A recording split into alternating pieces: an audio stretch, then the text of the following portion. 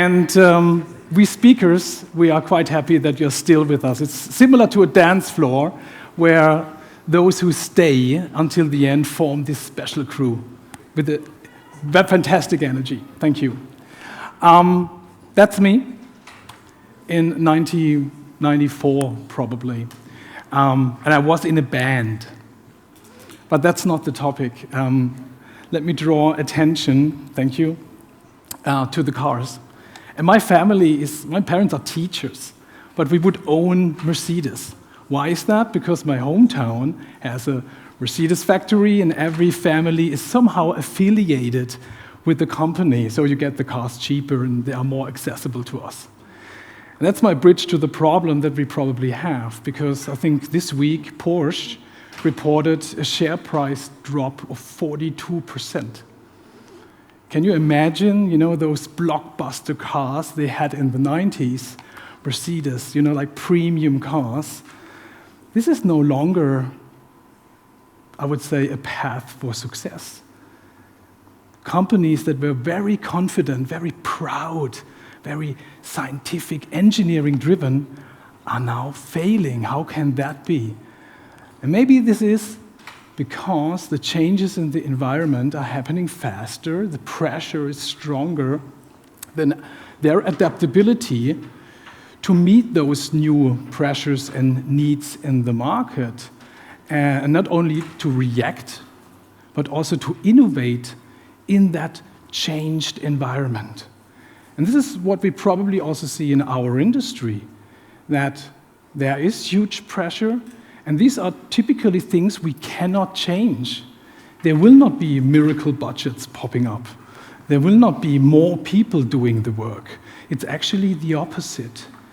And this is why we need to change. We need to change our behaviors, our mindsets, our methods, so we can escape from what currently often happens, that we are building this tremendous innovation backlog, where probably certain behaviors prevail that we probably don't want to have and cannot, let's say, have in the future because they are just not leading us to success.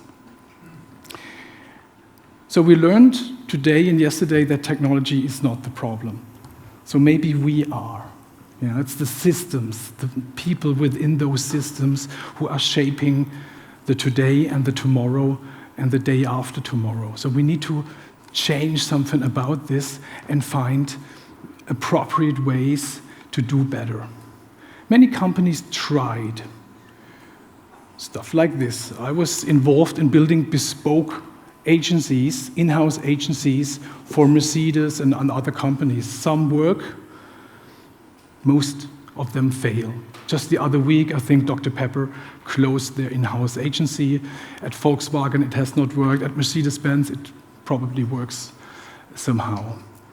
Then we did a lot of training and certification, the famous design thinking certificate of IBM. Does that change people's mindsets and tool set? Not really, because the system around it, what we allow and incentivize, has not changed. Maybe we need to invest in people, just hire new people. There's probably some successes with that, because you cannot just hire junior people and some digital or CX expert here and there. You need to also build a strong leadership who understands to bring those different value drivers into one perspective. At Bayer, and there was a little bit of talk about our dynamic shared ownership model. Our CEO has definitely identified that we need a more profound change in our operating model to be able to address customer needs faster. Because in the end, it's a very simple formula.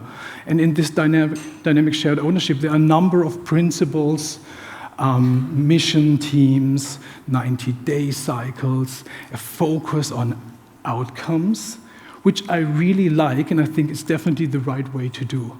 And one of the dynamic shared ownership principles is the focus on co-creating value for customers. But let's dismantle that for a second. For customers, do we know our customers? Probably some people in the organization would say, yeah, we know, we understand customers. But do we really know what they value, what they expect, and how they valued previous interactions, such as we've just learned from the Screwer colleagues? Are we equipped to actually co-create and work cross-functionally across the many silos? Do we have the right tool set and the right mindset, the right skills to put both products and customers at the center? But most prominently, the topic of value. If you would ask your colleagues, how is customer value basically defined? How does it manifest? How can we measure it? The answer is clearly not, value is created through our products.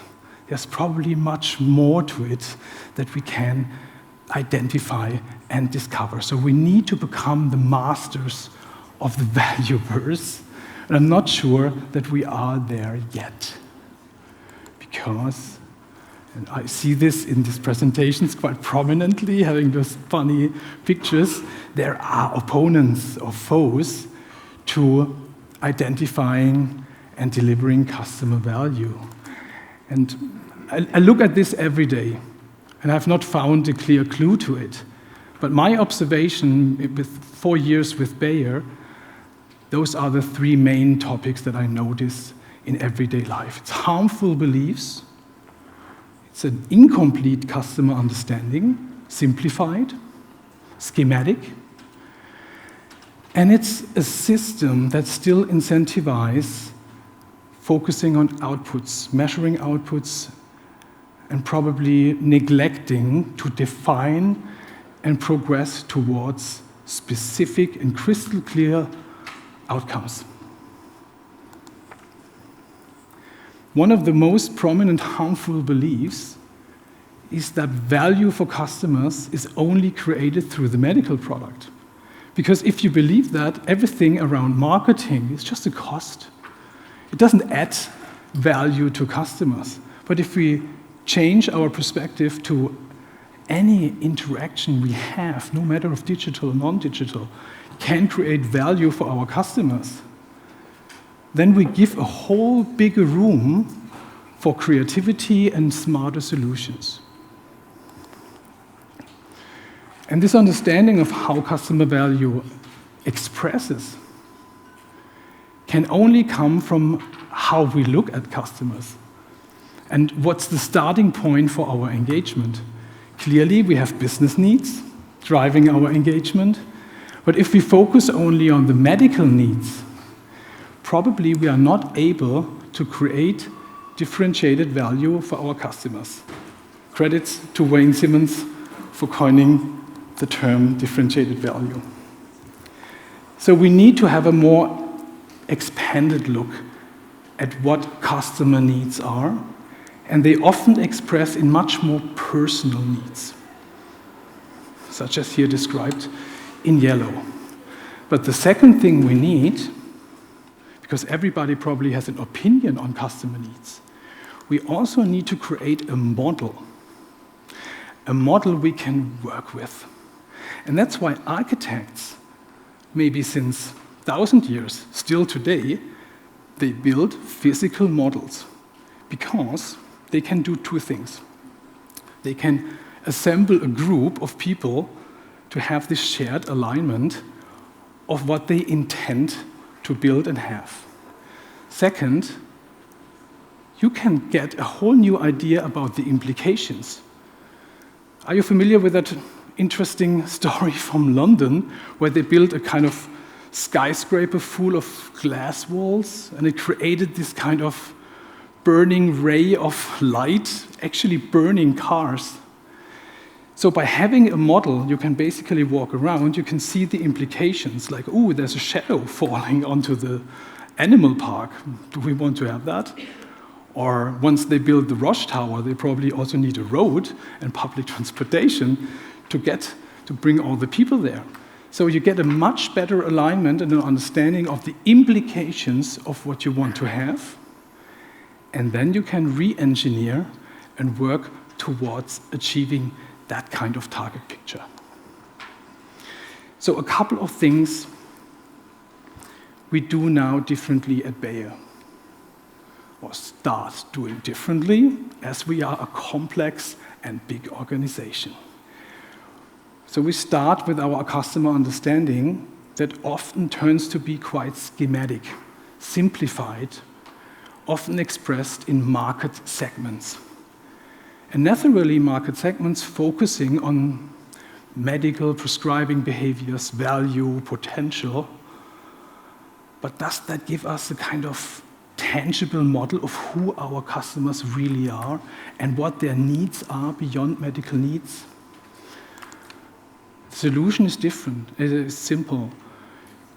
You need to add insight about their context and about the needs that emerge out of that context.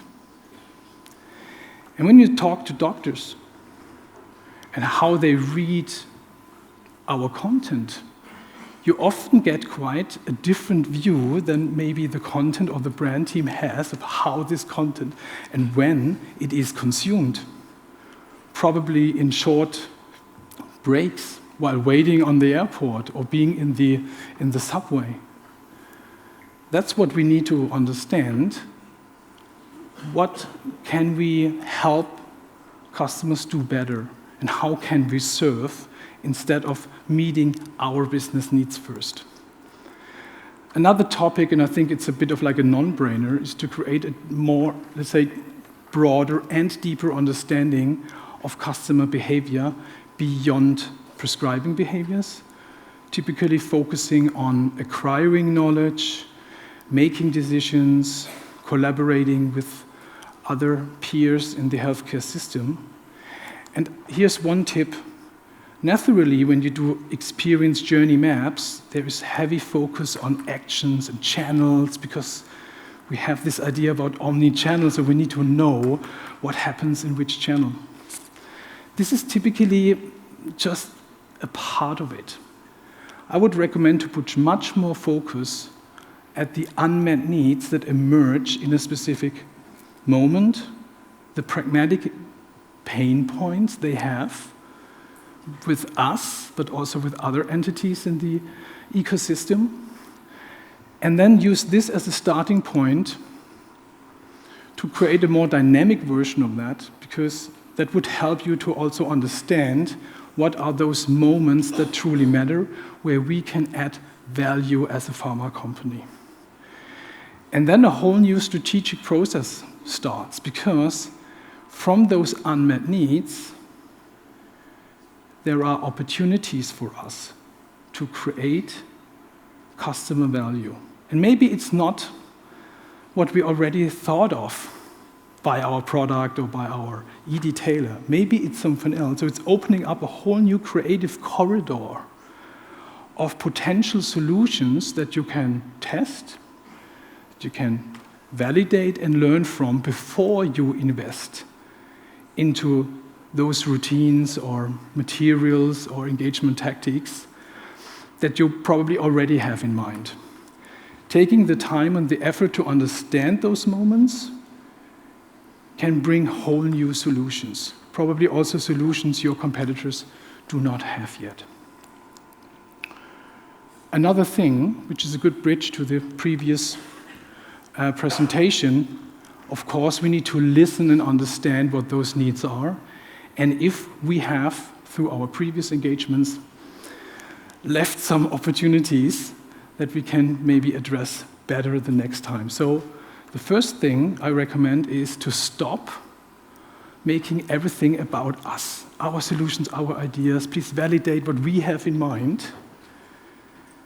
Maybe also to Estelle's question, let's say, bring your curiosity, and have those long surveys with 20 more questions about content preferences and what people like to eat or whatever. Stop this curiosity.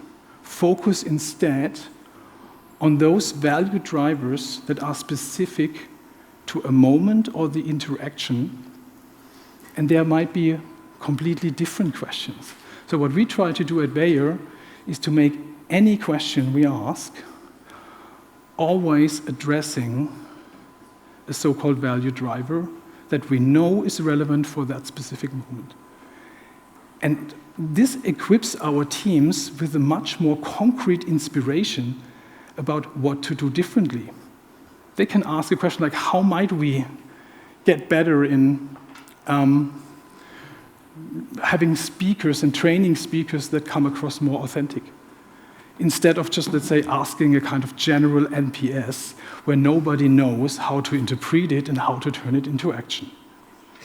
And this works quite well because it also puts, I would say, a positive tension to teams to work with pragmatic customer feedback. We also collect verbatim feedback. We have an automated adverse event detection engine that also helps our local teams with the burden to monitor verbatim comments. And this is also applied across a number of markets quite successfully. CX is not just CX measurement, and CX is not just delivering campaigns. CX can be your organizing principle to make sure you do the right thing and then also do it right. And this is a question many of our affiliates and markets have. They have less budget, they have less people, they need to be equipped to make better decisions where to put the money and where to put their effort. But for that, you need a frame. And the frame is simple. That is what our HTPs are currently experiencing with us, and what's the better future version of it that we intend them to have with us. Because if you use this as a kind of frame, you can do two things. You can reverse engineer what you need in order to achieve the target picture, and you can measure if you are progressing towards defined metrics for a holistic customer experience. And this is solving for us a problem that we have in a big organization, that sometimes customer excellence or business excellence teams are not fully aligned with those teams, maybe in IT, who build the capabilities, often the technical capabilities. Because nobody has a target picture that is aligned and is able to unify everybody in each local customer team and in each global functional team among what we need to do to make this happen, what is probably described in a more tangible way on the right-hand side.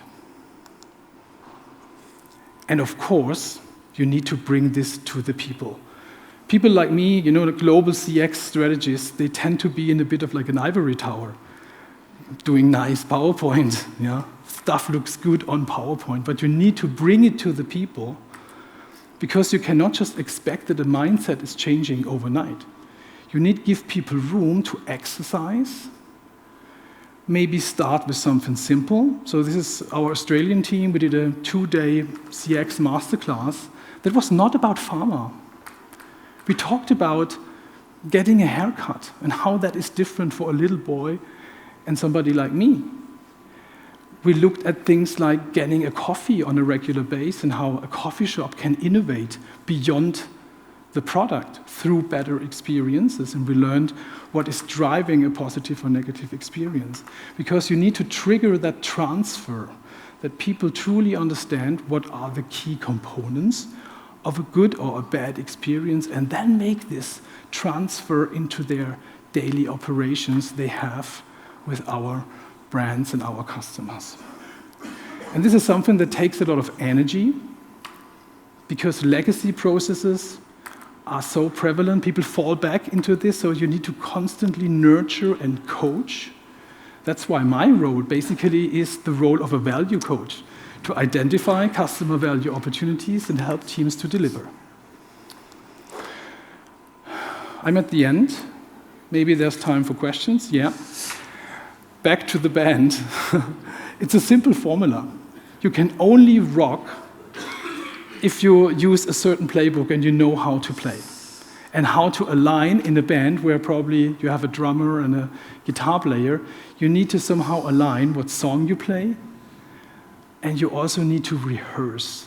Because when you are, I don't know, do you play an instrument, play in a band, probably your first gig, is not the best. You need to sense and respond with your audience if that works. And also, let's say, try to be the best band that is possible and have this ambition to really make every gig count and make sure you truly rock. Thanks.